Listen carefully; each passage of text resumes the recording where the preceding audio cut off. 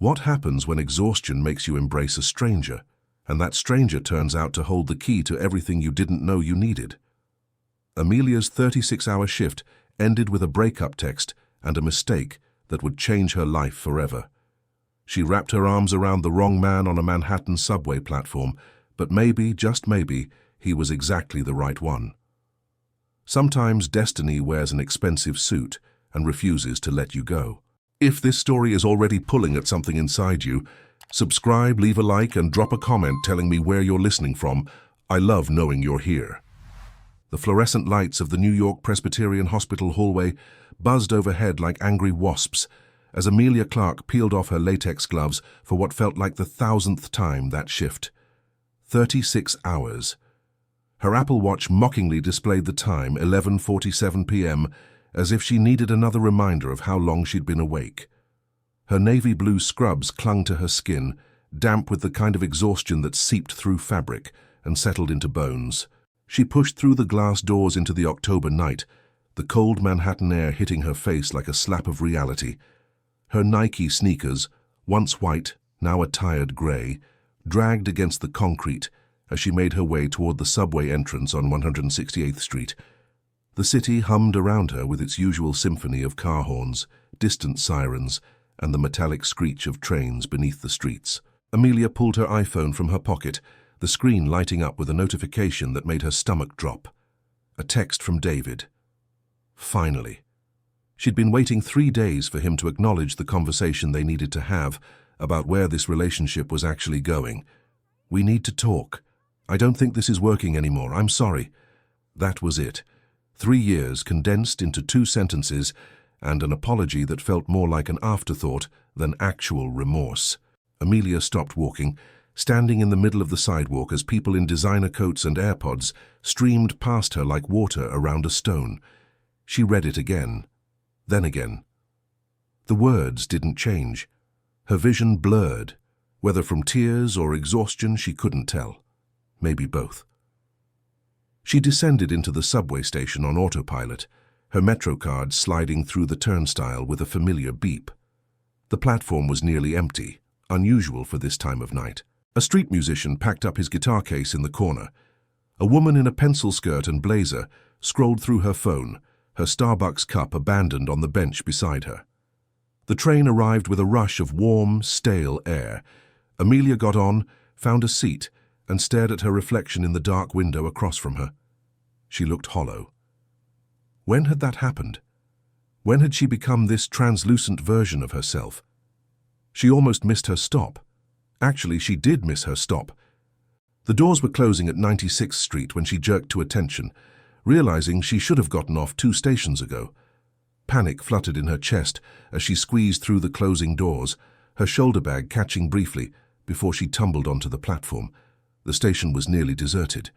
The white tiles gleamed under harsh LED lighting, and somewhere in the distance, water dripped with rhythmic persistence. Amelia stood there disoriented, trying to remember which exit would take her toward street level, toward an Uber, toward anything familiar. That's when she saw him. Tall, broad-shouldered, dark hair slightly disheveled in a way that looked intentional. He stood with his back to her, one hand in the pocket of his charcoal Tom Ford suit, the other holding his phone to his ear. Even from behind there was something about his posture, the confident set of his shoulders, the way he occupied space without apology. Her heart lurched. Raphael.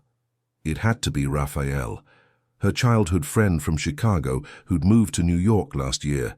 The same build, the same dark hair, the same way of standing like he was waiting for the world to catch up to him.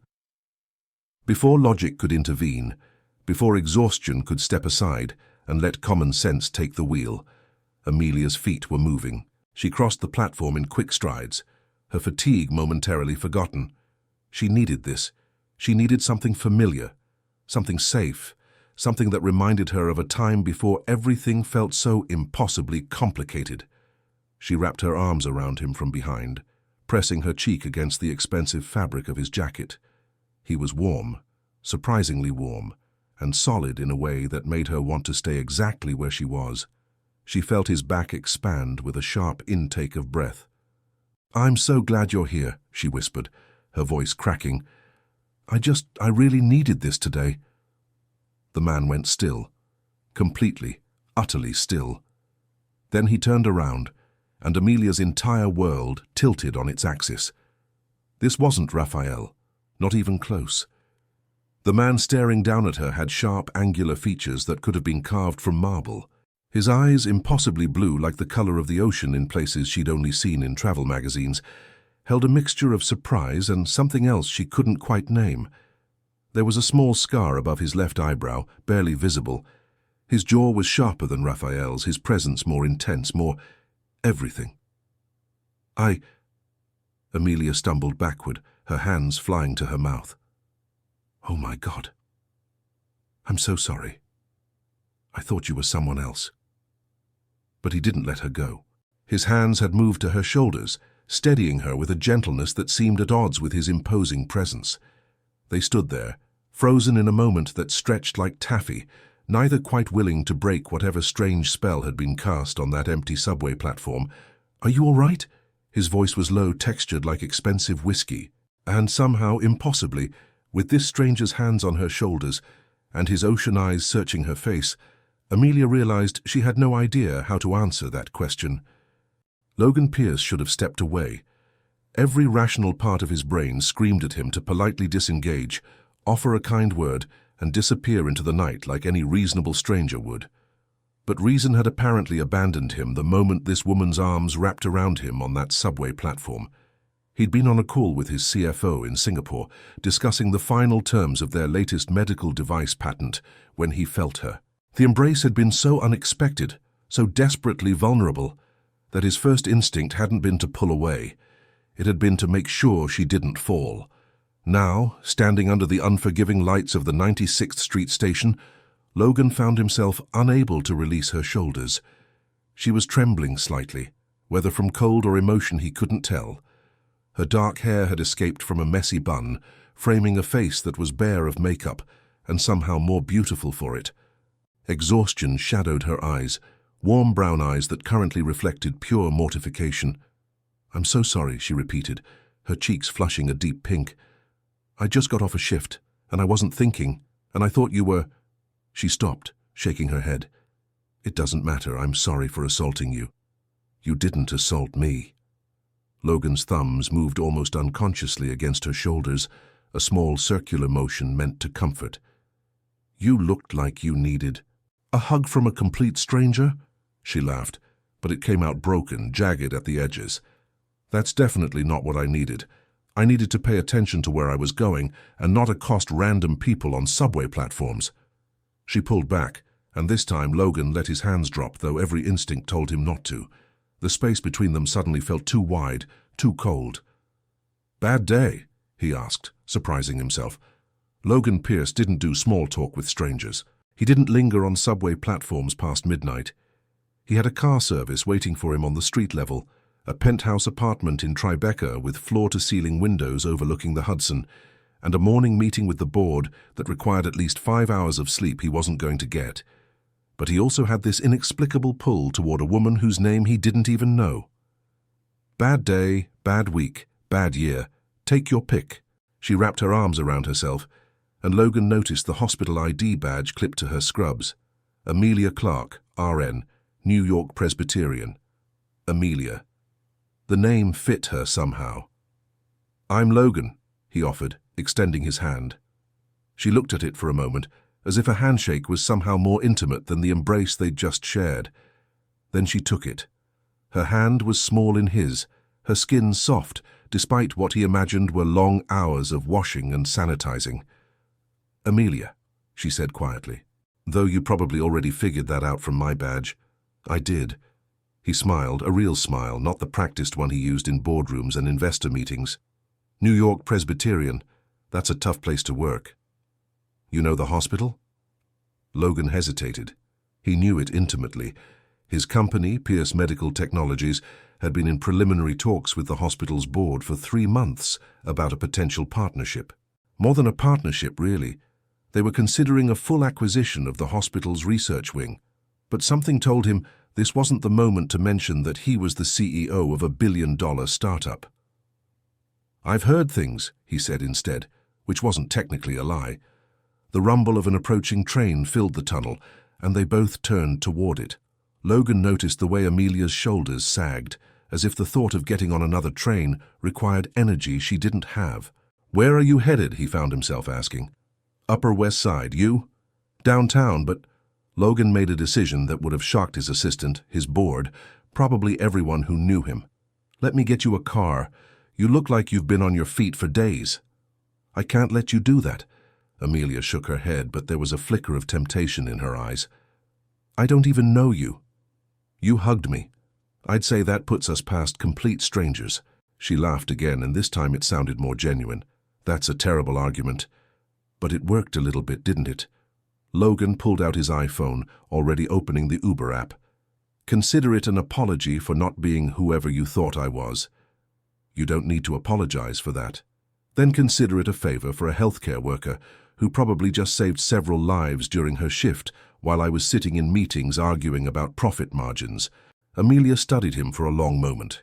In that subway station, with the harsh lights overhead and the distant sound of the city above them, Logan felt truly seen for the first time in years. Not as Logan Pierce, CEO. Not as the man on the cover of Forbes' 30 Under 30 issue 3 years running. Just as a person trying to do something kind for another person. "Okay," she said finally, "but only because my feet are legitimately about to fall off." As they walked toward the exit, Logan's phone buzzed with the confirmation. The car would arrive in 3 minutes. He glanced at Amelia from the corner of his eye, watching the way the platform lights caught the exhaustion and something else, something fragile and fighting in her expression. He should have known then, should have recognized the way his chest tightened when she smiled, should have understood that some embraces, even the ones meant for someone else, change everything. But Logan Pierce had built an empire on calculated risks and data-driven decisions. He wasn't prepared for the variable that couldn't be quantified, the way Amelia Clark had walked into his life by complete accident and somehow made him forget every single reason he'd taught himself not to feel. Amelia spent the entire weekend trying to forget Logan Pierce existed. It should have been easy. New York was a city of 8 million people. What were the odds of ever seeing him again? She'd thanked him for the Uber, watched his silhouette disappear into a black Mercedes that probably cost more than her annual salary, and promised herself that would be the end of it. Except she couldn't stop thinking about the way his hands had felt on her shoulders.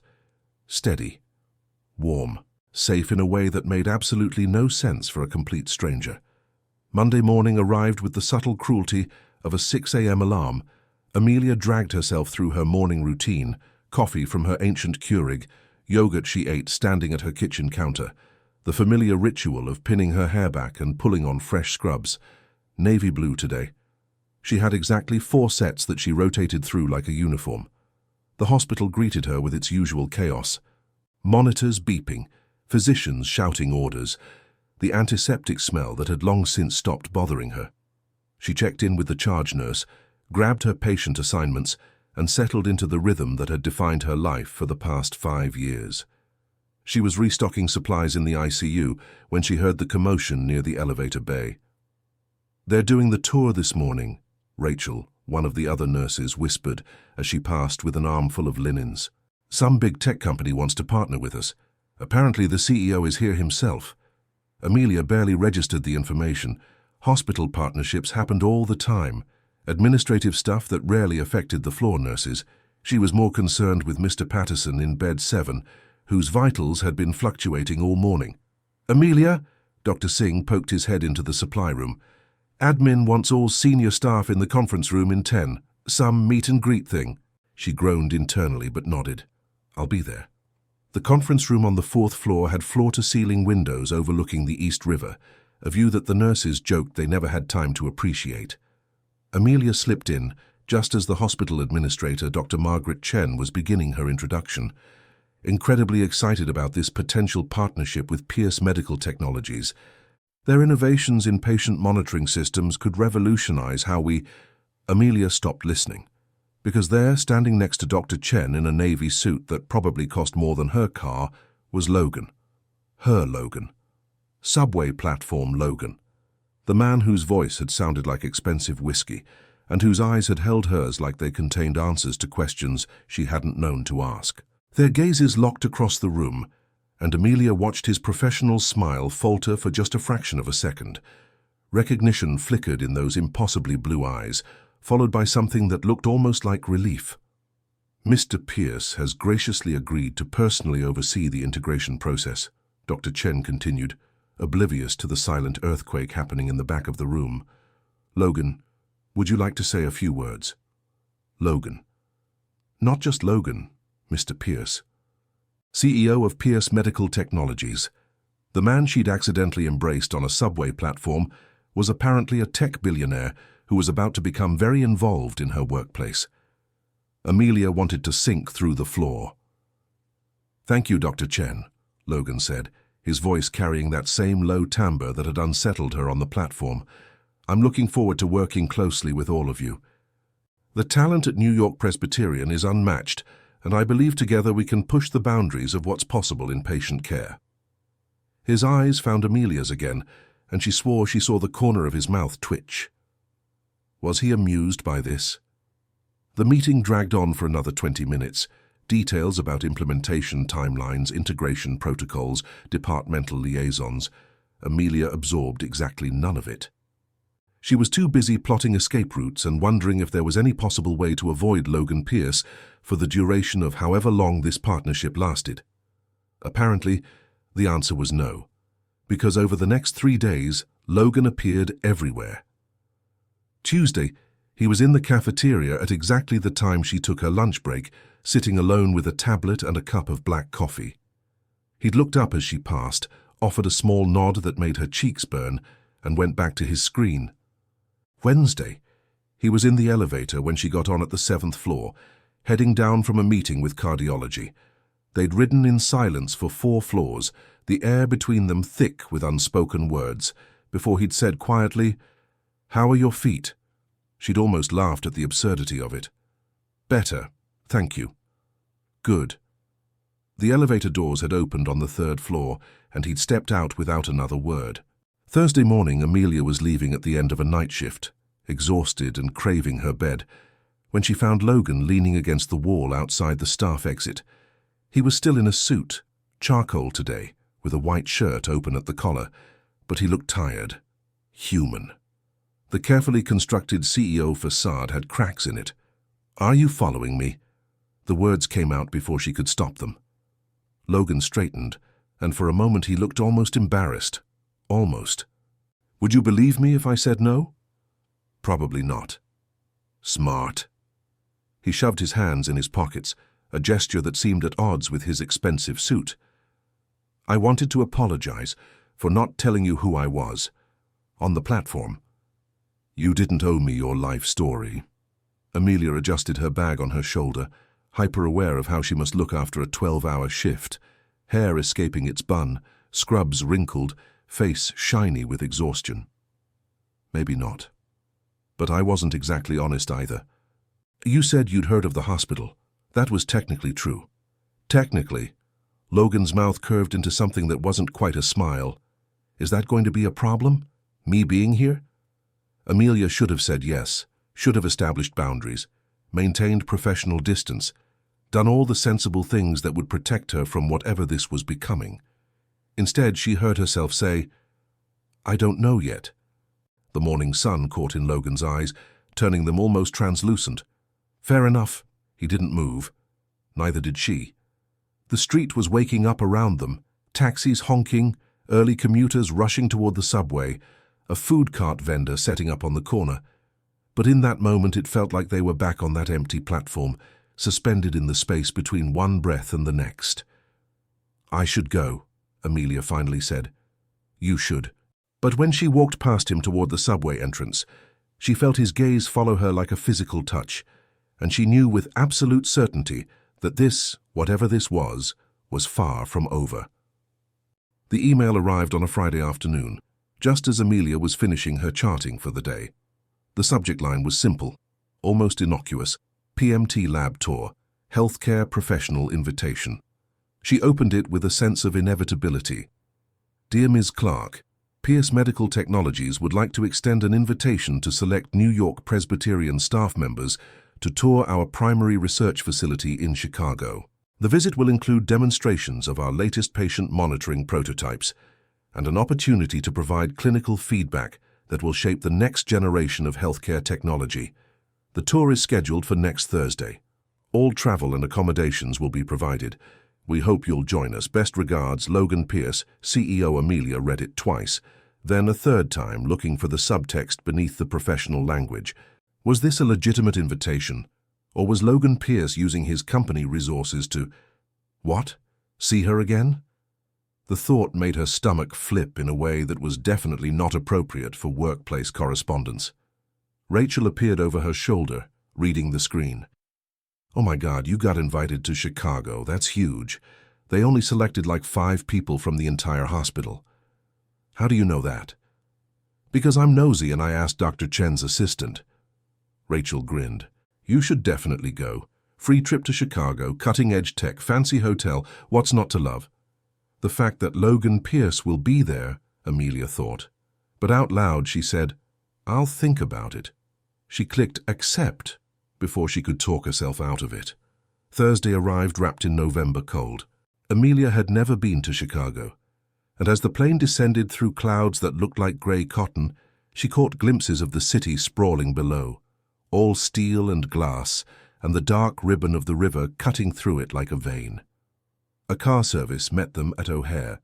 The Pierce Medical Technologies headquarters was in the West Loop, a building that was all angular glass and sustainable design, the kind of architecture that made bold statements about innovation and future-forward thinking. Inside, the lobby soared 3 stories high with living walls of greenery and holographic displays showcasing the company's achievements. Logan was waiting near the reception desk, and Amelia's breath caught despite her best efforts. He wore dark jeans today, designer, perfectly fitted, and a grey Henley that somehow made him look both more casual and more dangerous. When his eyes found hers across the lobby, something sparked in the air between them. Ms. Clark. His voice was professional, but his gaze held hers a beat too long. Thank you for coming. Mr. Pierce. She could play this game too. Thank you for the invitation. The tour began in the main research lab, a vast space filled with state-of-the-art equipment and engineers in white coats, hunched over prototypes. Logan led them through each station, his expertise evident in the way he explained complex technology in terms that made sense to clinical staff. He was brilliant. Amelia had known that intellectually, but seeing him in his element was something else entirely. This is our latest cardiac monitoring system, Logan said, gesturing to a sleek device about the size of a smartphone.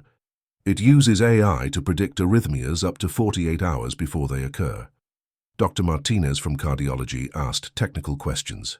Logan answered each one with precision, but Amelia noticed his attention kept drifting back to her, as if checking to see if she was still there, still listening.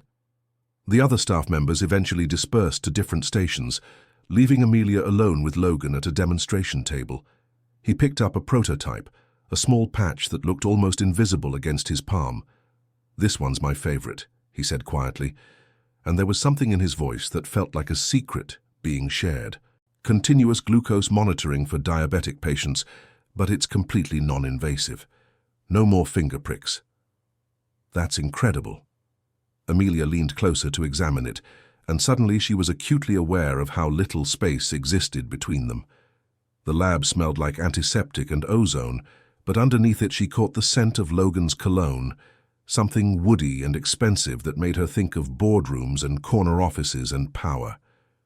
Here, Logan held out the patch. Take a closer look. Their fingers brushed as she took it from him, and Amelia felt that touch everywhere. It was absurd, they'd barely touched, just a graze of skin against skin, but her heart was racing like she'd run a marathon. The adhesive is interesting, she managed, focusing on the device because looking at Logan felt too dangerous. Most patients complain that monitors irritate their skin. Exactly. We developed a hypoallergenic polymer that... Logan stopped mid-sentence. Am I boring you with the technical details? No. Amelia looked up and found him watching her with an intensity that made the vast lab feel suddenly very small. Not at all.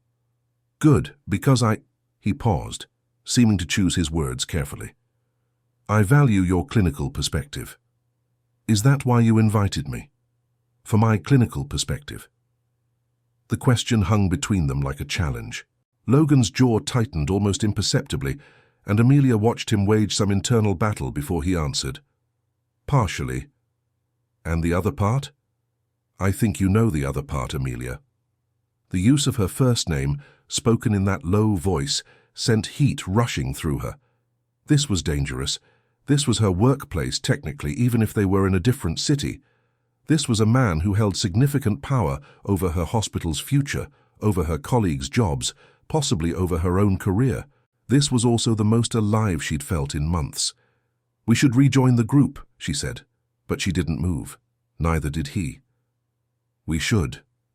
The air between them felt charged, electric, like the moment before lightning strikes. Amelia could see her own reflection in the glass wall behind Logan, small, rumpled from travel, completely out of her depth, and yet she couldn't look away. Logan, she started, then stopped, unsure what she meant to say. I know. His voice was rough around the edges. I know all the reasons this is complicated. Believe me, I've listed them all multiple times. And I still can't stop thinking about you standing on that subway platform, looking like you were holding the weight of the world on your shoulders. I can't stop wondering if you're okay, if you're sleeping enough, if anyone's taking care of you while you're taking care of everyone else. Amelia's throat tightened. You don't know me. I know you squeeze your coffee cup with both hands when you're tired. I know you always take the stairs instead of the elevator, even after a 12-hour shift. I know you carry backup pens in your pocket because you've seen too many nurses scrambling to find one during emergencies. I know. He stopped himself, running a hand through his hair in a gesture that seemed almost vulnerable. You're right. I don't know you. But I'd like to. Before Amelia could respond, Dr. Martinez's voice called from across the lab. Mr. Pierce, we had a question about the integration timeline. The spell broke. Logan straightened, his professional mask sliding back into place so smoothly it was almost frightening. Of course, I'll be right there. But before he turned away, his hand found hers for just a moment, a squeeze so brief it could have been imagined, except for the way it sent electricity racing up her arm. We're not done with this conversation, he said quietly.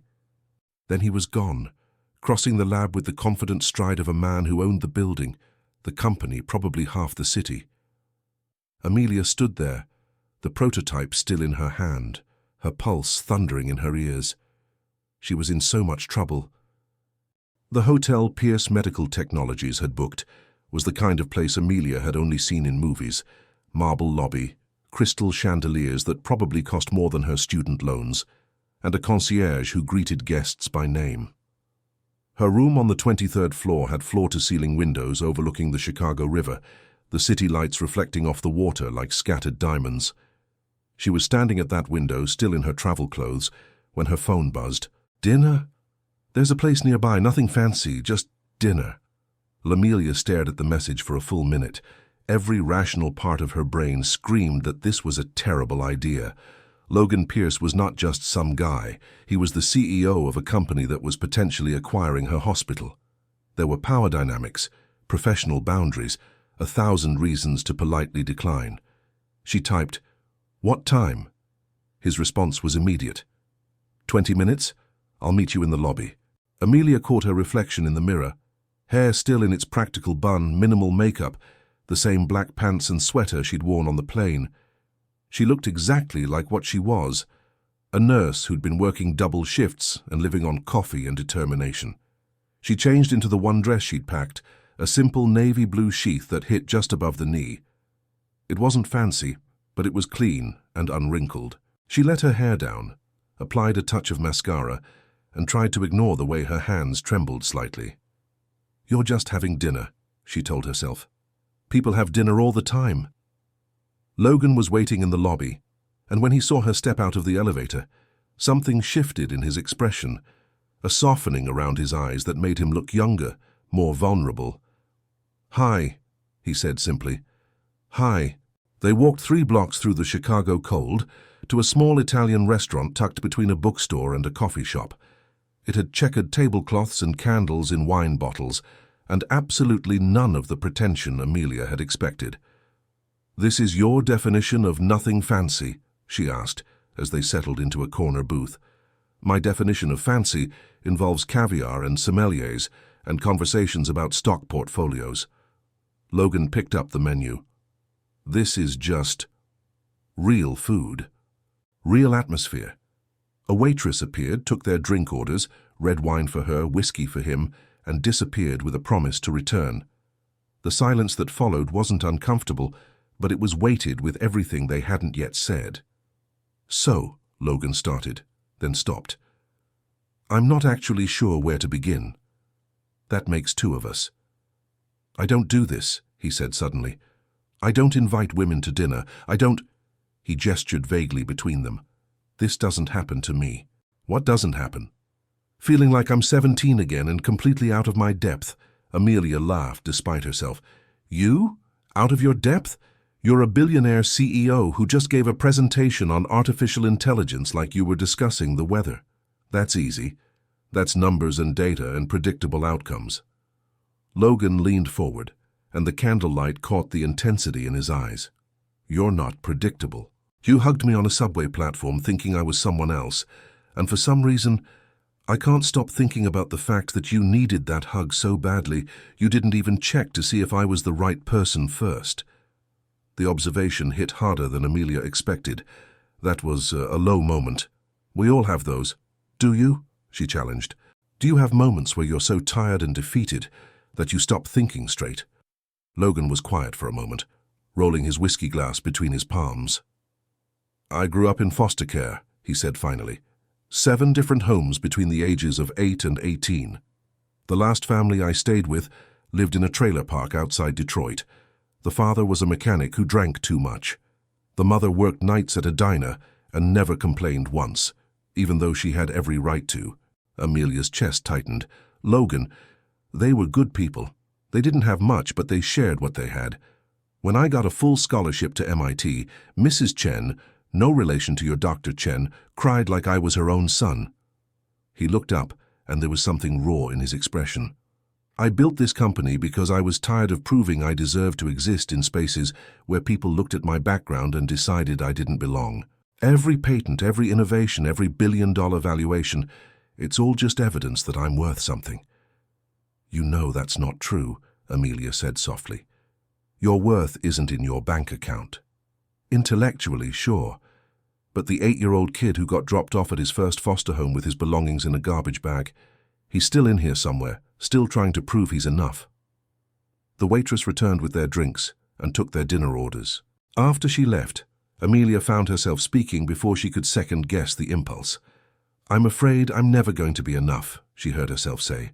"That's my thing, my deepest, darkest fear." Logan's attention sharpened. "What do you mean?" "I mean, I became a nurse because I wanted to help people, save lives, make a difference. And some days I do, I really do.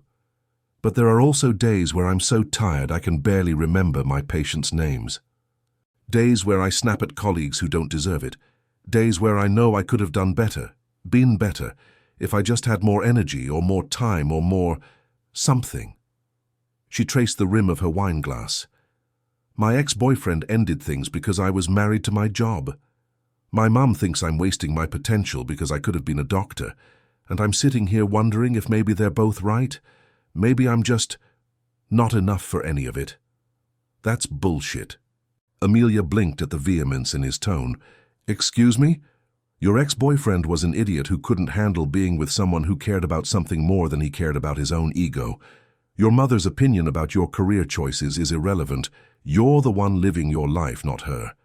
And the fact that you care enough to worry about being enough means you're already more than most people ever aspire to be. You don't know that.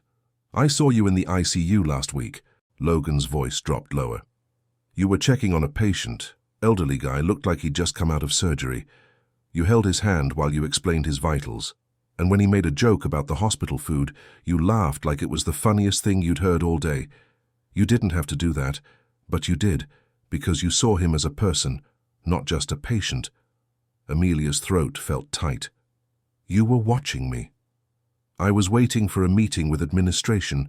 You happened to be there. He paused.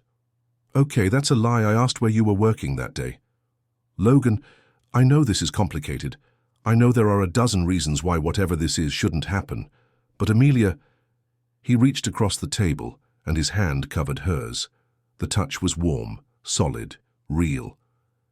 I haven't felt this alive in years. And I hope, you might feel it too. Their food arrived, but neither of them moved to eat. Amelia stared at their joined hands on the table, at the way his thumb was tracing small circles on her skin, and felt something inside her chest crack open. I do, she whispered. Feel it, I mean, and it terrifies me. Good. Logan's smile was soft, genuine. Because if you weren't at least a little scared, I'd worry you weren't taking this seriously. They ate slowly, talking about everything and nothing. His favorite innovation project, her most memorable patient save, their shared hatred of hospital coffee, their mutual love of old movies. The conversation flowed like they'd known each other for years instead of weeks. When they finally left the restaurant, the Chicago night had turned bitterly cold. Logan shrugged off his coat and draped it over Amelia's shoulders before she could protest. They walked back to the hotel in comfortable silence, and when they reached the lobby, neither wanted to say goodnight. Amelia, Logan said quietly, his hand finding hers again. Thank you. For tonight. For being honest with me. Thank you for listening. He lifted her hand to his lips, pressing a kiss to her knuckles that felt simultaneously old-fashioned and devastatingly intimate. Good night. Good night, Logan. As she rode the elevator up to her floor, Amelia could still feel the ghost of his kiss on her skin, and wondered if maybe, just maybe, being scared wasn't always a bad thing. The invitation arrived 2 weeks after Chicago, delivered by courier to Amelia's apartment on a Thursday afternoon. Heavy cardstock, embossed lettering, the kind of formal elegance that screamed old money and exclusive circles. The Pierce family cordially invites you to the annual Winter Gala, benefiting the Chicago Medical Research Foundation. Amelia stared at it, her stomach dropping. Logan had mentioned the gala in passing during one of their late-night phone calls, conversations that had become a nightly ritual since Chicago, stretching past midnight as they talked about everything from hospital politics to their favorite childhood memories. But he'd never mentioned inviting her. Her phone buzzed. Logan's name lit up the screen. Did you get it? She typed back. You invited me to meet your family at a formal gala? I invited you to be my date. The family part is unfortunately unavoidable. Logan, I don't have anything to wear to something like this. I'll take care of it.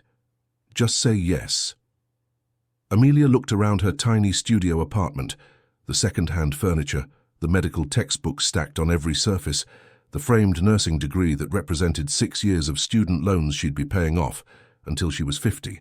Then she looked back at the invitation with its elegant script and thought about walking into a room full of people who lived in a world she barely understood. Okay. Yes. The dress arrived 3 days later. Amelia opened the garment bag from Saks Fifth Avenue with trembling hands and found a floor-length gown in deep emerald silk that probably cost more than 2 months of her rent. There was a note in Logan's handwriting. The color reminded me of your eyes when you're trying not to laugh at my terrible jokes. She tried it on in front of her bathroom mirror and barely recognized herself. The dress fit perfectly, hugging her curves in ways that made her feel both beautiful and completely out of her element. The gala was in Chicago, which meant another flight, another hotel room, another step deeper into Logan's world. This time when she arrived, there was a stylist waiting at the hotel. A woman named Margot who did her hair in soft waves and her makeup in a way that looked natural, but somehow made her features luminous.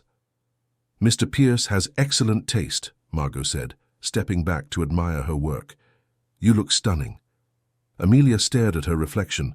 She looked like someone who belonged at a gala. She didn't feel like that person at all. Logan picked her up at 7 and the look on his face when she opened the door made every moment of anxiety worth it. "Amelia." He said her name like a prayer. He was in a tuxedo that made him look like he'd stepped out of a luxury magazine, all sharp lines and devastating elegance. "You're breathtaking. You clean up pretty well yourself." He offered his arm, and she took it, trying to ignore the way her heart was hammering against her ribs. The car ride to the venue was quiet, Logan's thumb tracing absent patterns on the back of her hand. "I should warn you," he said, as they pulled up to the Four Seasons. "My mother can be intense. My father will probably interrogate you about your background. My brother will make inappropriate jokes. He turned to face her. "Just be yourself. That's all I need." The ballroom was a study in understated opulence.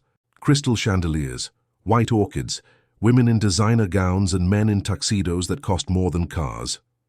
Amelia felt every eye turn toward them as they entered, felt the weight of speculation and judgment in those gazes. Logan's hand found the small of her back, steady and reassuring. "I've got you," he murmured. They made it approximately 15 minutes before the vultures descended. "Logan, darling," a woman in her 60s approached, dripping diamonds and disapproval. "And this must be your, friend." "Mother." Logan's voice was carefully neutral. "This is Amelia Clark. Amelia, my mother, Catherine Pierce." Catherine's smile didn't reach her eyes as she extended a perfectly manicured hand. "How lovely. And what is it you do, Amelia?" "I'm a nurse at New York Presbyterian." "Oh." The single syllable contained volumes of judgment. "How noble." Amelia felt Logan tense beside her, but before he could respond, a man who could only be his father joined them. Richard Pierce had the same sharp features as his son, but where Logan's eyes held warmth, Richard's were calculating. "So you're the reason Logan's been spending so much time in New York," Richard said, his tone making it sound like an accusation. "Tell me, Ms. Clark, what do you know about medical technology investment strategies?" "Not much," Amelia admitted, "but I know a lot about which technologies actually work at the bedside versus which ones look good in presentations but fall apart during 12-hour shifts." Something flickered in Richard's expression, surprise, maybe even grudging respect. But Catherine's face had gone cold. "How refreshing," Catherine said with a smile that could cut glass. "Logan, we should discuss the Henderson merger. Privately. Later, Mother. Now would be better." The tension was thick enough to choke on. Amelia touched Logan's arm gently. "It's fine, go ahead, I'll get a drink." Logan's jaw tightened, but he nodded. As he walked away with his parents, Amelia caught Catherine's parting look, a clear message that she didn't belong here, would never belong here. The next hour was excruciating. Amelia nursed a glass of champagne and endured questions that felt like interrogations. Where did she grow up? Public school? How quaint. What did her parents do? Her father was a teacher, her mother a librarian. Oh, how interesting. Did she have her nursing degree from an Ivy League? No? State school, I see. Each question was a tiny knife, death by 1,000 polite cuts. She was contemplating escape when Logan reappeared, his expression stormy. He took her hand without a word and led her toward the terrace doors. "Logan, what are you—" He pushed through the doors into the December cold. The city lights of Chicago spread out below them like a constellation. Then he turned to face her, his hands framing her face with a gentleness that contrasted sharply with the intensity in his eyes. "I'm sorry," he said. "I'm so damn sorry. I knew they'd be difficult, but I didn't think—" He stopped, his thumb brushing her cheekbone. "You don't deserve this." "It's fine." "It's not fine. They're treating you like you're not good enough. And it's bullshit. You save lives, you hold people's hands when they're scared. You work yourself to exhaustion because you actually care about making a difference. And they're judging you because you didn't grow up with a trust fund and a summer house in the Hamptons. Logan, I don't care what they think." His voice was fierce now, almost desperate. "I don't care about their expectations or their social circles or their opinions about who I should be with. I care about you, just you."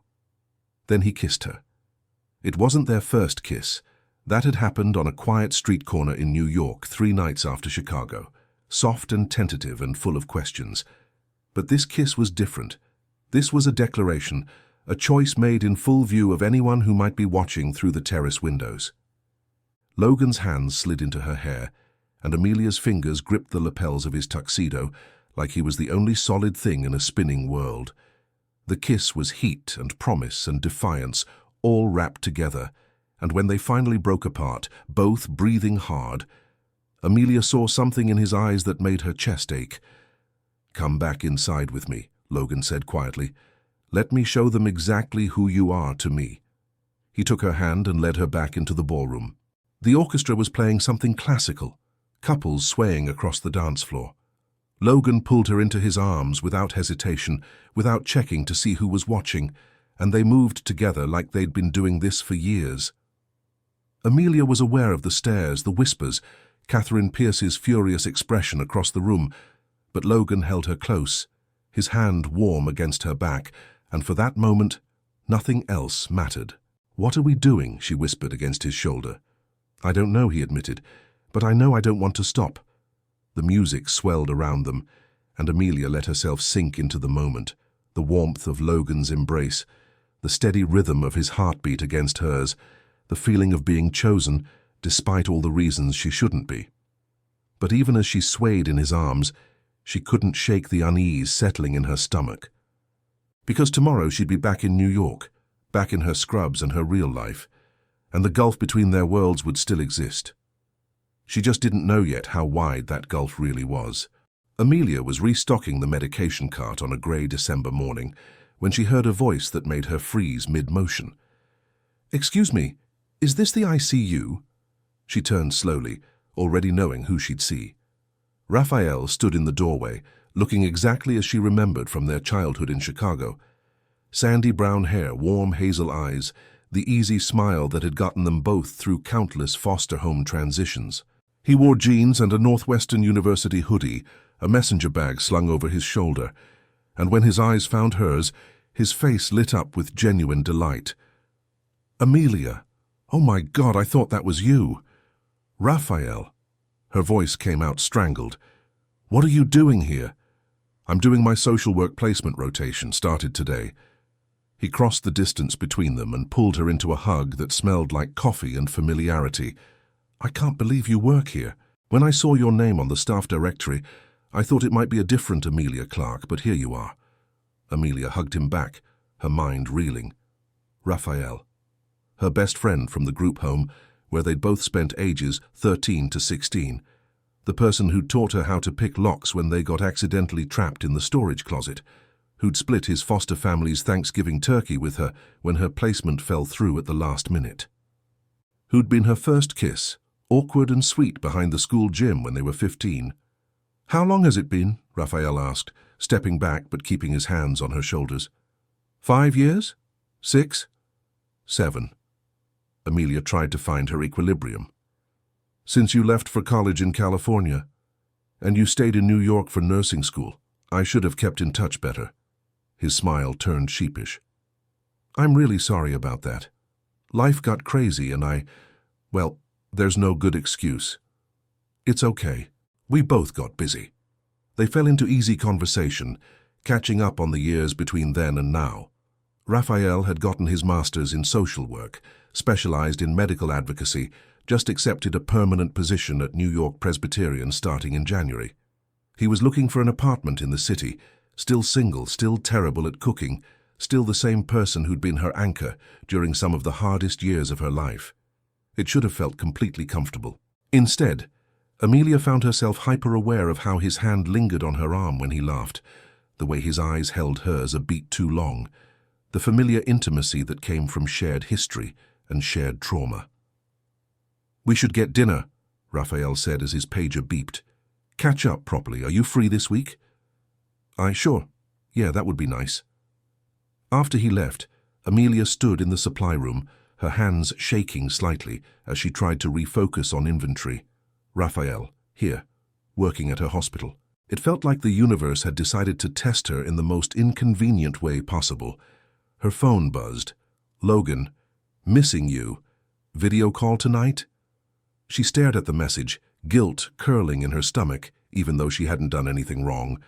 But she also hadn't mentioned Raphael, Hadn't mentioned that the someone else she'd thought Logan was on that subway platform now worked 3 floors below her. Logan noticed the change immediately. They were on FaceTime that night, Logan in his Tribeca penthouse, Amelia in her studio apartment. And even through the screen, he could see the tension in her shoulders, the way she wasn't quite meeting his eyes. "What's wrong?" he asked, setting down the quarterly report he'd been reviewing. "Nothing, I'm just tired." "Amelia," she sighed, running a hand through her hair. "An old friend started working at the hospital today. Someone I grew up with in Chicago. It just caught me off guard." Something cold settled in Logan's chest. "The person you thought I was, on the platform. Yeah, Raphael."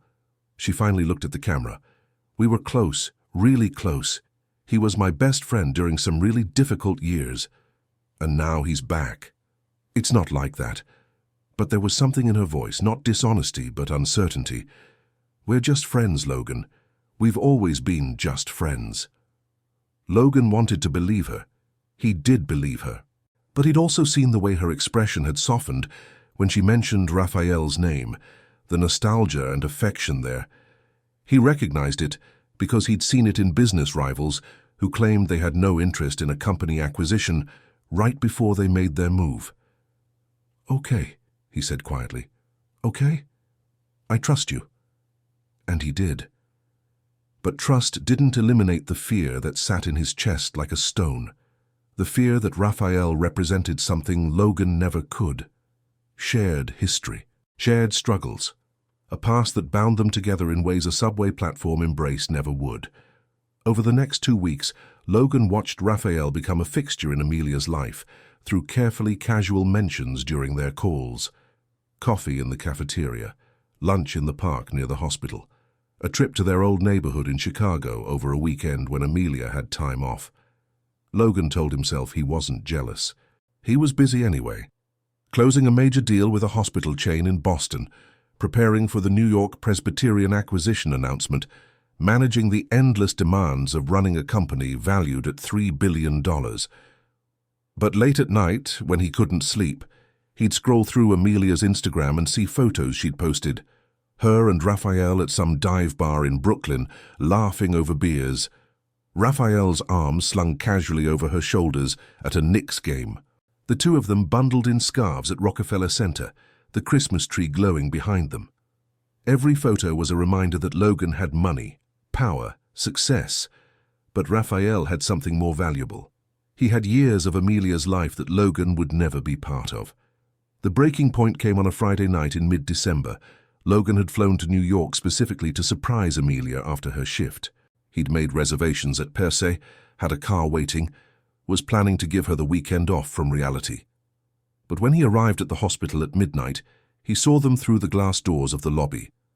Amelia and Raphael, standing close, her hand on his chest in a gesture that looked intimate even from a distance. Raphael was smiling down at her, saying something that made her laugh, that full, genuine laugh Logan had been trying to coax out of her for weeks. Then Raphael hugged her, and Logan watched Amelia sink into that embrace with a comfort that looked like coming home. Logan turned and walked back to his car before either of them could see him. Amelia knew something was wrong when Logan's texts became sporadic, when their nightly video calls started getting cut short due to meetings and emergencies, when he stopped asking about her day and started responding in professional, cordial sentences that felt like talking to a stranger. She confronted him about it on a Wednesday night, 2 weeks before Christmas. "Are we okay?" she asked during one of their increasingly rare calls. Logan was in his office, even though it was past 11. She could see the city lights behind him through the floor-to-ceiling windows. "Of course, why wouldn't we be? Because you've been distant. Because you barely talk to me anymore. Because it feels like you're pulling away, and I don't know why." He was quiet for a long moment. Then, "How's Raphael?" Amelia's stomach dropped. "What?" "Raphael. Your old friend who's conveniently back in your life. How is he?" "Logan." "I'm not blind, Amelia. I see the photos. I hear how your voice changes when you talk about him. I know what shared history looks like, and I know I can't compete with that." "You're not competing with anyone." "Aren't I?" Logan's voice was quiet, controlled, but she could hear the pain underneath. He knows you in ways I never will. He was there for the hard parts, the growing up, the moments that shaped who you are. He stopped, his jaw tightening. I'm just the guy you mistook him for on a subway platform. That's not fair. Maybe not, but it's true, isn't it? When you're with him, you don't have to explain anything. You don't have to bridge the gap between different worlds or justify why you're with someone whose mother thinks you're not good enough. He gets it. He gets you. Amelia felt tears burning behind her eyes. Is this you breaking up with me? Because if it is, just say it. I don't know what this is. Logan looked exhausted, defeated in a way she'd never seen him. I just know that I can't be the person you settle for because I happen to be in the right place at the wrong time.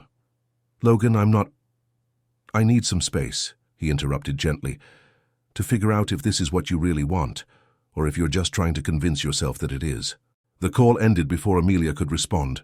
She sat in her apartment staring at the blank screen and realized that the man she'd accidentally embraced might have been the first person in years who actually saw her, and she just let him walk away without fighting for him.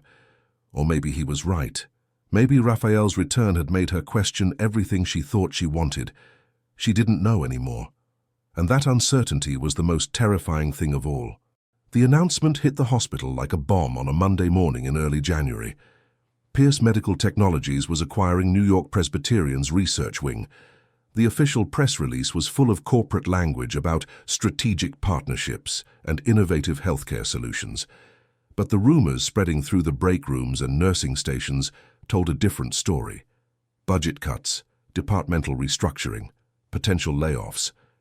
Amelia read the email on her phone during her break, her coffee going cold in her hands. Logan's name was everywhere in the announcement. Quotes about efficiency, optimization, the future of medical care. Professional, distant. Nothing like the man who'd once told her about growing up in foster homes and feeling like he had to prove his worth. She hadn't spoken to him in 3 weeks, not since he'd asked for space, not since she'd let him go without fighting, because she'd been too confused about her own feelings to know what to fight for. Now his company was potentially dismantling her workplace, and she had no idea if he even cared how that might affect her. Rachel found her in the supply closet an hour later, stress-eating a granola bar and trying not to cry. "Did you know?" Rachel asked quietly. "About the acquisition?" "No." The word came out sharp. "I didn't know anything." "But you're dating him. The CEO, everyone knows that." "We're not—" Amelia stopped. Were they even together anymore? She didn't know. "It's complicated." "Well, uncomplicate it fast, because there's a rumor that the ICU is being downsized by 30%. That's jobs, Amelia. Real people who won't be able to pay their rent." The guilt hit like a physical blow. Amelia had been so wrapped up in her own emotional confusion that she hadn't considered the larger implications. Logan's company, her hospital. The collision of their two worlds was about to hurt people she cared about. She grabbed her phone and texted him before she could overthink it. "We need to talk, now." His response came surprisingly fast. "I'm in the city." "Where?" "Our coffee shop." 1 hour. The coffee shop was a small place in the West Village where they'd met exactly twice before. Neutral territory, away from both the hospital and Logan's office. Amelia arrived first, ordered a black coffee she didn't want, and sat at the table by the window watching the January rain streak down the glass. Logan walked in 15 minutes later, and the sight of him made her chest ache. He looked tired, shadows under his eyes, tension in his shoulders, the kind of exhaustion that came from carrying too much for too long. He was in a dark suit, no tie, his hair slightly damp from the rain. He sat down across from her without ordering anything. "You bought my hospital," Amelia said without preamble. "Technically, we're acquiring the research division and entering a partnership agreement with—" "Don't." Her voice cut through his corporate speak like a knife. "Don't do that. Don't talk to me like I'm an investor or a board member. Just tell me the truth. Are people going to lose their jobs?" Logan's jaw tightened. "There will be restructuring." "That's not an answer." "Yes." The word came out hard. "Some positions will be eliminated." The research wing has been operating at a significant deficit for 3 years. Without intervention, the entire hospital could have gone under within 18 months. So you're the savior? Amelia couldn't keep the bitterness from her voice. Riding in to rescue the poor, struggling hospital? I'm trying to help. By firing my colleagues, by disrupting everything, by preventing a complete collapse. Logan's control cracked, his voice rising. Do you think I wanted this? Do you think I enjoy making these decisions? I don't know what you enjoy anymore, Logan. I don't know anything about you. That's not fair, isn't it? Amelia leaned forward. You asked for space, and I gave it to you. You pulled away and I let you go. And now your company is tearing apart my workplace and I have to hear about it in a mass email like everyone else. I couldn't tell you. Logan ran a hand through his hair, frustration evident in every line of his body. The acquisition was confidential. Legal restrictions, NDAs. I couldn't say anything to anyone. Not even to me.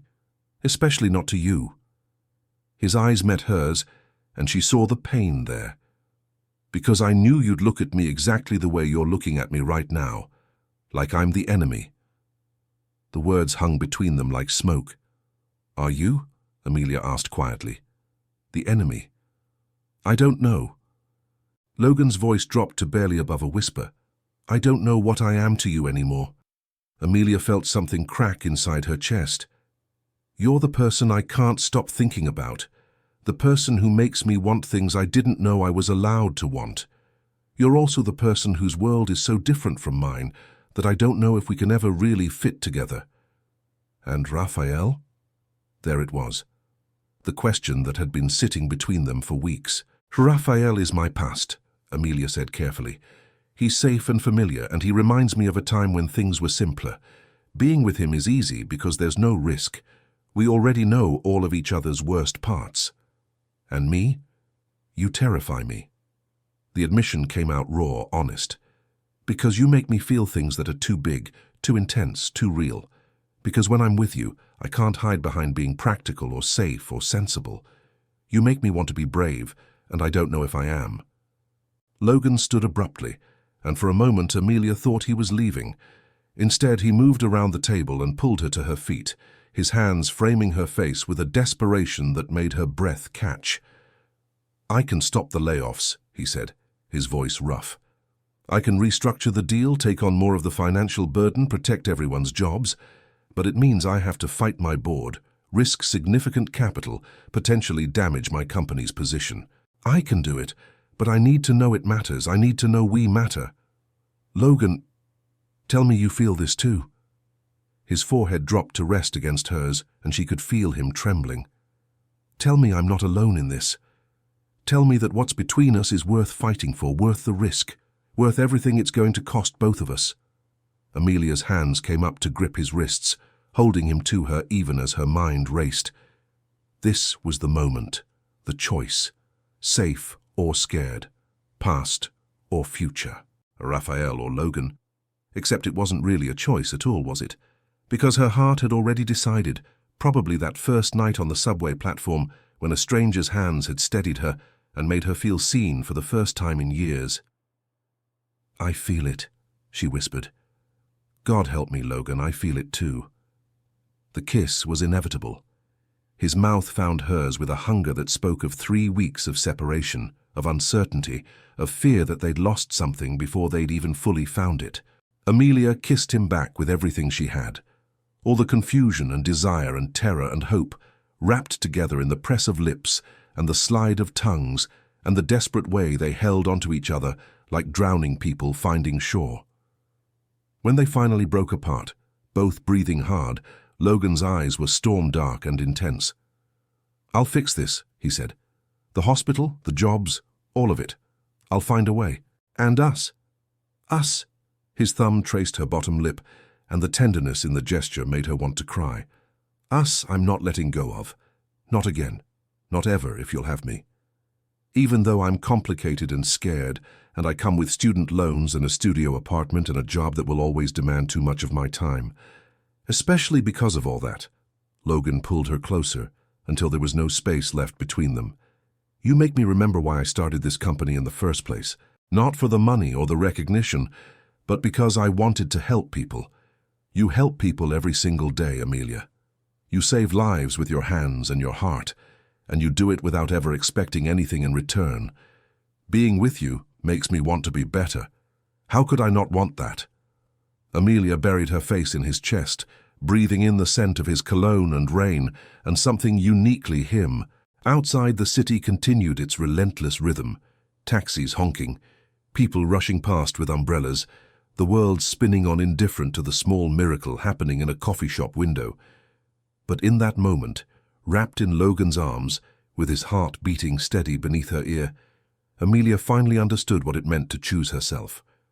To choose the thing that scared her, because it mattered. To choose love even when, especially when, it was the least practical option. "Okay," she whispered against his shirt. "Okay, let's do this. Let's be terrified together." Logan's arms tightened around her, and when she looked up, his smile was the most genuine thing she'd ever seen. "Together," he agreed. "I can work with that." Amelia woke to winter sunlight streaming through unfamiliar floor-to-ceiling windows and the disorienting realization that she wasn't in her studio apartment. She was in Logan's penthouse. The memories from the night before came back in waves, leaving the coffee shop wrapped in each other, the taxi ride to Tribeca where they couldn't stop touching, the elevator up to his apartment where he'd kissed her against the wall between floors, the way he'd looked at her when they finally made it inside, like she was something precious and breakable and utterly essential. The way he'd made love to her with a reverence that had brought tears to her eyes.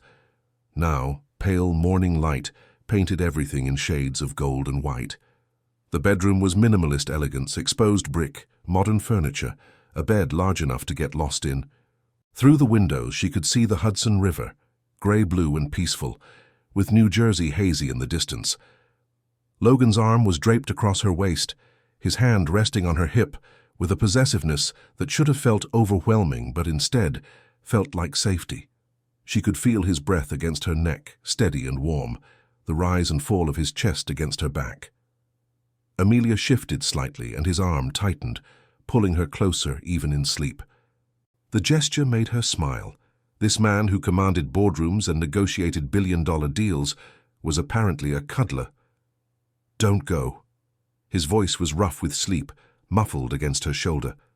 "I'm not going anywhere." "Good." Logan pressed a kiss to the curve where her neck met her shoulder, and Amelia felt that simple touch everywhere. "What time is it?" "Early. The sun just came up."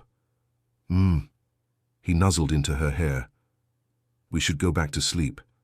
"I'm not sure I can." "I'm not used to beds this comfortable." Logan propped himself up on one elbow, looking down at her with eyes still soft from sleep. His dark hair was completely disheveled, falling across his forehead in a way that made him look younger, more vulnerable. There was a crease on his cheek from the pillow and stubble shadowed his jaw. He'd never looked more beautiful. "Hi," he said softly. "Hi. Any regrets?" Amelia reached up to trace the line of that stubble with her fingertips. "Not even one." "You?" "Only that we wasted 3 weeks being apart when we could have been doing this." He caught her hand and brought it to his lips, kissing her palm. "I'm sorry. For pulling away, for doubting us, for—" "Stop." Amelia pressed her fingers to his lips. "We both needed that time to figure out what we wanted, and now we know." "Now we know," Logan agreed.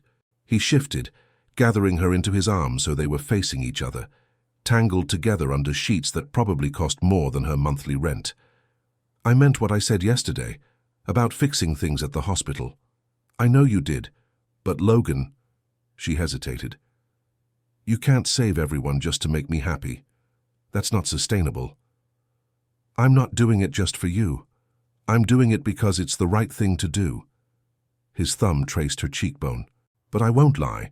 Knowing it matters to you makes me want to fight harder for it. Your board isn't going to like it.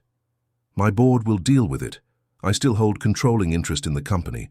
They can complain all they want, but ultimately, the decision is mine." He smiled, but there was steel underneath it. "I didn't build Pierce Medical Technologies by playing it safe and doing what other people expected." I built it by taking risks on things I believed in. And you believe in this? I believe in you. The words were simple, direct, completely sincere. I believe in us. The rest we'll figure out as we go. Amelia kissed him, slow and sweet, pouring everything she couldn't quite say into the press of her lips against his. When they finally broke apart, Logan's eyes had darkened with want, but he didn't push for more. Instead, he brushed her hair back from her face with infinite gentleness. I want to show you something, he said. Come on. He pulled her out of bed, and Amelia laughed as he handed her one of his dress shirts to wear. It fell to mid-thigh on her, the sleeves hanging past her fingertips. Logan looked at her in his shirt, with an expression that made heat pool in her stomach. You're wearing that forever, he declared. It's your shirt. Exactly. Which means I get to see you in it forever. He led her to the kitchen, all stainless steel and marble countertops and appliances that looked like they belonged in a restaurant. The espresso machine alone probably cost more than Amelia made in a month. I should warn you, Logan said, as he started pulling ingredients from the refrigerator. I'm a terrible cook, but I make decent coffee and I can handle scrambled eggs without burning down the apartment. That's more than I can do before caffeine. Amelia perched on one of the bar stools at the kitchen island, watching Logan move around the space with surprising ease. He was in nothing but black boxer briefs, all lean muscle and morning-warm skin, and she couldn't stop looking at him. At the way morning light caught the planes of his back, at the small scars she'd discovered last night, one on his shoulder from a childhood bike accident, another on his ribs from a foster home fight he didn't want to talk about. All the pieces that made him human, vulnerable, real. He caught her staring and grinned. See something you like? Maybe. Just maybe.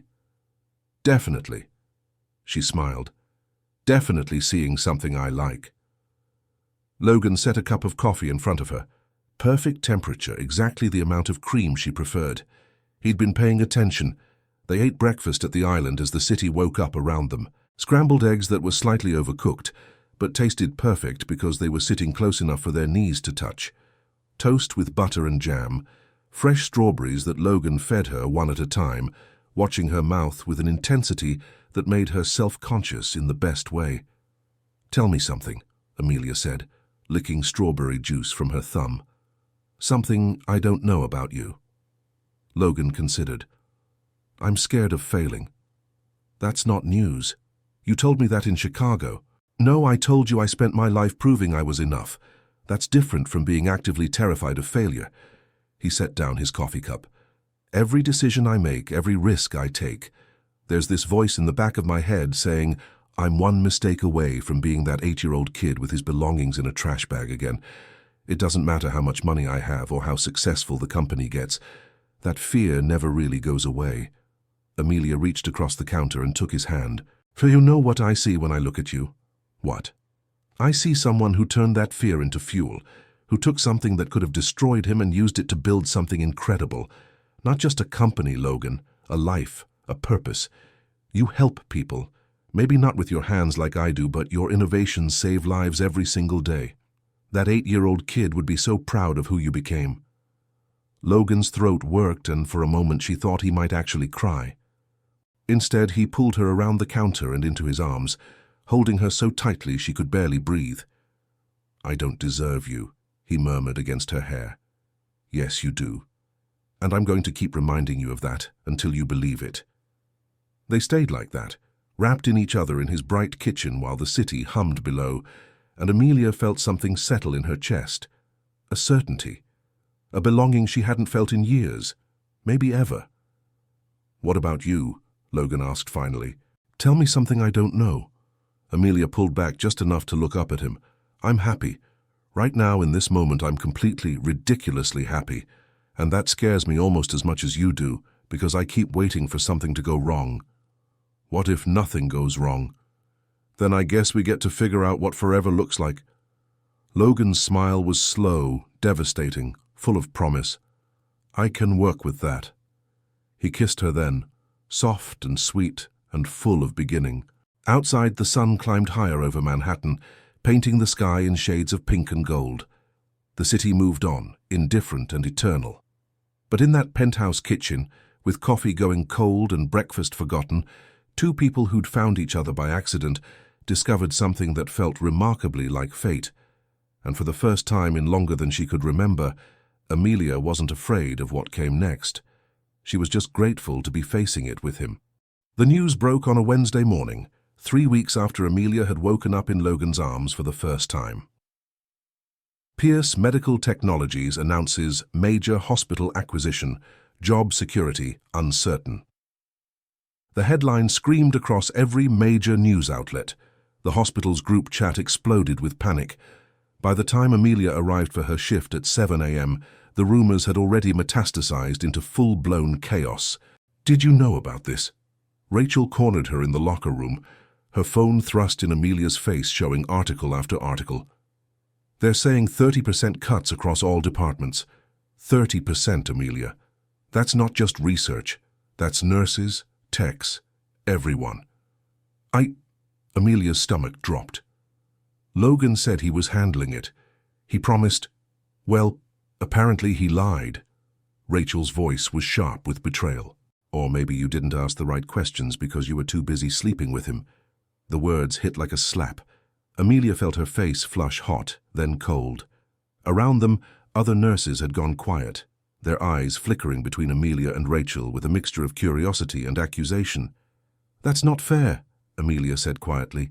"Isn't it? You're dating the CEO whose company is about to destroy our lives, and you didn't think to maybe warn us. Give us a heads up. Help us prepare." "I didn't know the details were going public today. Logan told me he was working on protecting jobs." "And you believed him?" Rachel shook her head. "God, Amelia, I thought you were smarter than that. Rich guys don't change their business plans for their girlfriends. They just tell them what they want to hear." Amelia wanted to defend Logan, to explain that it was more complicated than that he was fighting his board for a better solution. But looking around the locker room at faces she'd worked beside for 5 years, faces tight with fear about mortgages and rent and feeding their families, the words died in her throat. What if Rachel was right? What if she'd been so caught up in the romance of it all that she'd let Logan manipulate her? Her phone buzzed. Logan's name appeared on the screen. "I need to see you now, please." She texted back, "I'm at work, this can't wait, cafeteria, 10 minutes. Logan was already there when Amelia arrived, sitting at a corner table away from the morning rush. He looked like he hadn't slept, hair disheveled, tie loose, shadows under his eyes that spoke of all-night meetings and impossible decisions. He stood when he saw her, and the relief on his face was so genuine it hurt. "Amelia, is it true?" She cut him off, keeping her voice low but unable to hide the anger. "The layoffs, are they happening?" Logan's jaw tightened. "Sit down, please. Let me explain." "Just answer the question. It's complicated." "It's a yes or no question, Logan." He ran a hand through his hair, frustration and exhaustion warring in his expression. "The initial proposal included significant restructuring, yes, but I've been fighting the board for 3 weeks to find alternatives. That's why the announcement got delayed. I wouldn't sign off on the original terms." "And did you win? Did you find alternatives?" "I found a solution." Logan pulled out his tablet, swiping to a document covered in legal language and financial projections. "I'm taking on additional personal financial liability to maintain current staffing levels. The board fought me on it, said it was fiscally irresponsible, that I was letting personal relationships cloud my judgment. But I have controlling interest, and ultimately the decision was mine." Amelia stared at the numbers on the screen. "How much personal liability? Does it matter?" "How much, Logan?" $40 million. The number hung between them like a grenade. "If the restructured plan doesn't meet projected benchmarks within 18 months, I'm personally responsible for covering the losses." Amelia felt dizzy. "That could bankrupt you." "It won't. The plan is solid. Better than the original proposal, actually. More innovative, more sustainable. But it required me to put my money where my mouth is, literally." He reached across the table, but she pulled back. The hurt that flashed in his eyes was immediate and visceral. "Amelia, you should have told me. Before the announcement went public, before my colleagues started looking at me like I betrayed them, you should have told me what was happening." "I couldn't. Legal restrictions, confidentiality agreements." Bullshit. The word came out harsh. You're the CEO. You could have found a way to give me a heads up without violating any agreements, but you didn't, and now everyone at this hospital thinks I knew and didn't warn them. They think I chose you over them. Didn't you? Logan's voice went quiet, dangerous. Choose me over them? That's not the point. That's exactly the point. He stood abruptly, and suddenly his exhaustion was replaced by something fiercer. You're angry because I put myself on the line to save their jobs, because I risked my own financial security to prove to you that this, he gestured between them, that we matter, that you matter. I'm angry because you made a $40 million decision without talking to me about it, because you keep making these grand gestures without considering how they affect me, how they make me look, what position they put me in. What position? The position of being with someone who will actually fight for what you care about. The position of being the girlfriend who everyone thinks influenced a CEO to make stupid business decisions. Do you know what they're calling me in the break rooms? Logan Pierce's charity case. The nurse who slept her way into saving jobs. Logan looked like she'd physically struck him. No one who knows you would believe that. You don't know what it's like. Amelia's voice cracked. To work your entire life to prove you're competent and skilled and deserving, only to have people assume any success you have must be because of who you're sleeping with. I earned my position in the ICU, Logan. I earned every certification, every promotion, every ounce of respect. And now people are questioning all of it because of you. Because of us, Logan corrected, his voice raw. This isn't just my fault, Amelia. You chose to be with me, knowing it would be complicated. You don't get to act surprised now that it is. They stared at each other across the cafeteria table, and Amelia felt the weight of everything unsaid pressing down on them, the fear, the resentment, the impossible gulf between their worlds that they'd been pretending didn't exist. Maybe this was a mistake, she whispered. Logan went very still. Don't say that. I'm serious. Maybe we got caught up in something that felt magical and romantic, but real life isn't a fairy tale. Real life is me dealing with angry colleagues and you risking bankruptcy, and neither of us knowing how to make this actually work. So you're just going to give up? There was anger in his voice now, hurt bleeding through the edges. The first time it gets hard, you're walking away. I'm not walking away, I'm being realistic. You're being a coward. The word landed like a punch. Amelia felt tears burn behind her eyes, but she refused to let them fall. Maybe I am. Maybe I'm not brave enough for this. For you, for us, for everything being with you requires. Maybe Raphael was right. Logan's expression went cold. Raphael? What does Raphael have to do with this? He told me. Amelia stopped, but it was too late. The words were already out there, hovering between them like poison. He told you what? Logan's voice was dangerously quiet. That you would eventually get bored of playing savior to the poor nurse from the wrong side of the tracks. That men like you don't actually end up with women like me. We're just temporary fascinations, until someone more suitable comes along. And you believed him. It wasn't a question. I don't know what I believe anymore. Logan stood there, his hands clenched at his sides, and Amelia watched something break in his expression. Not anger. Something worse. Resignation.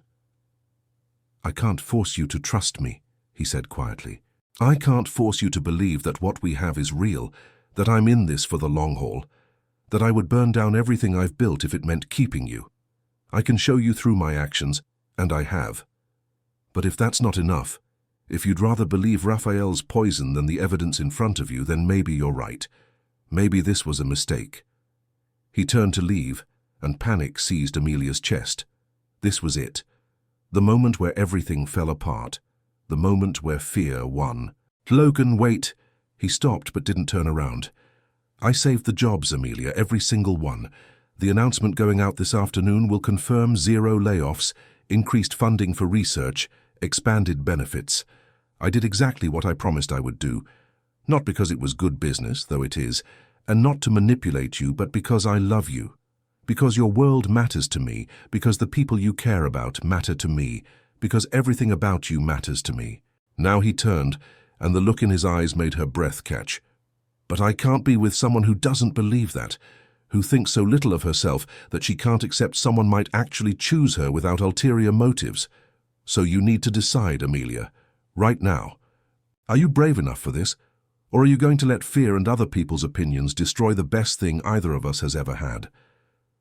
Then he walked away, and Amelia stood in the middle of the hospital cafeteria watching him go, her heart hammering against her ribs. She found him 3 hours later. He was standing outside the main entrance of the hospital, staring up at the grey February sky like he was trying to find answers in the clouds. The afternoon had turned bitterly cold, wind cutting through the streets with razor precision. But Logan stood there without a coat, hands shoved in his pockets, looking more lost than she'd ever seen him. Amelia approached slowly, her heart in her throat. "You'll freeze out here," she said quietly. Logan didn't turn around. "I've survived worse."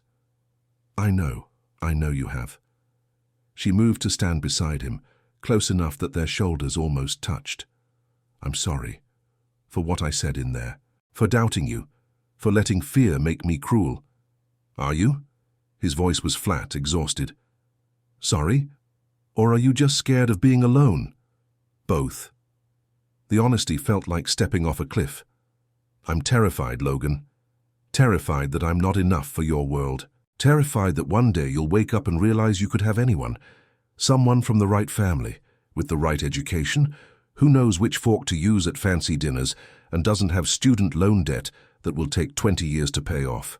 Someone who fits." Finally, Logan turned to look at her. His eyes were red-rimmed, whether from cold or emotion she couldn't tell. "You think I care about forks?" His voice cracked on the word. "You think I built a $3 billion company so I could find someone who fits into society's expectations? I spent my entire childhood being told I didn't belong anywhere. I'm not about to spend my adult life trying to conform to rules created by people who would have sneered at the kid I used to be." "Then what do you want?" "You." The word was simple, devastating. "Just you, exactly as you are, with your student loans and your tiny apartment and your second-hand furniture, and your habit of eating standing up at the kitchen counter because you're too tired to sit down. I want the woman who hugged a stranger on a subway platform because she needed comfort so badly she stopped caring if it made sense. I want the nurse who holds patients' hands during bad news. I want the person who makes me remember why any of this matters." Amelia felt tears slip down her cheeks, hot against her cold skin. "I'm still scared." "Good. Be scared, but be scared with me, not because of me." Logan reached out, his hands framing her face with a gentleness that contrasted sharply with the intensity in his eyes. "I can't promise this will be easy. Our worlds are different, and there will be people who judge us, who question us, who try to tell us we don't make sense. But Amelia—" His thumb brushed away her tears. "I have never made sense on paper. Everything I've accomplished I did because I was too stubborn to let other people's expectations define what was possible. Don't let them define us." "What if I'm not strong enough?" "You're the strongest person I know. You save lives, for God's sake. Surely you can handle a few judgmental socialites and corporate assholes." Despite everything, Amelia laughed. It came out watery, broken, but real. "When you put it that way, I love you." Logan's voice was fierce now, certain. "I'm completely, irrevocably, inconveniently in love with you, and I will spend every day proving that if you let me. But you have to let me, Amelia. You have to choose this. Choose us. Choose to be brave." Amelia looked up at him, at this man who'd risked $40 million to protect jobs he had no personal obligation to save, who'd fought his board and his family, and probably his own common sense, all because he loved her, who'd seen her at her most exhausted, most vulnerable, most ordinary, and somehow decided she was worth everything. "I choose you," she whispered. "I choose us. I choose being terrified if it means being with you." Logan's kiss was inevitable. He pulled her against him, and Amelia wrapped her arms around his neck, kissing him back with everything she had, all the fear and love and desperate hope tangled together.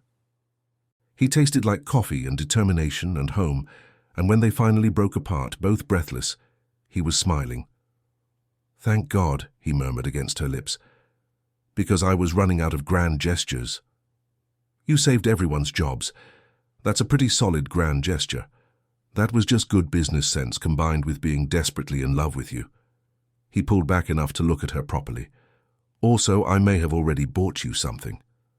Logan, not a ring, not yet. He saw her panic and smiled. Though I'm filing that reaction away for future reference. No, I bought the building your apartment is in. Amelia blinked. You what? The owner was looking to sell. I made him an offer. The deal closes next month. Logan had the grace to look slightly sheepish. I'm planning to renovate the units, keep the rent controlled, maybe build a small medical clinic on the ground floor for underserved populations. But I also thought if you wanted, there's a corner unit on the top floor with excellent light. It could be ours. Ours? If you want, or you can stay in your current place, or move somewhere else entirely. I just wanted you to have options that didn't include me being overbearing about where you live. Amelia stared at him, and then she started laughing. Really laughing. The kind that came from her stomach and made her eyes water. You bought my building to avoid being overbearing about where I live? I see the irony now, yes. You're insane. Probably. Logan grinned, pulling her closer. But I'm your kind of insane. Say you'll forgive me. Say we're okay. We're okay. Amelia kissed him softly. We're more than okay. We're choosing to be brave together? Yeah, that. They stood there on the sidewalk outside New York Presbyterian as the February afternoon darkened toward evening, wrapped in each other while the city moved around them. Tomorrow, there would be announcements to make, colleagues to face, details to work through. Tomorrow they'd have to figure out how to actually build a life together, across the gap between their different worlds. But today, right now, they had this, the feeling of being chosen, of choosing back, of two people who'd found each other by accident and decided to hold on through every reason not to. And somehow, impossibly, that felt like enough. More than enough. It felt like everything. Sometimes the wrong embrace leads to the right person. Amelia thought she was reaching for her past that night on the subway platform, but she was actually reaching for her future. Logan wasn't who she expected. He was who she needed. And in choosing each other despite every reason not to, they both discovered that love isn't about fitting into someone else's world. It's about building a new one together, brick by terrifying brick. Maybe the real courage isn't in never being afraid. Maybe it's in being scared and choosing love anyway. If this story touched something in you, I'd love to know. Subscribe, leave a like, and tell me in the comments where you're listening from. Your presence here means everything.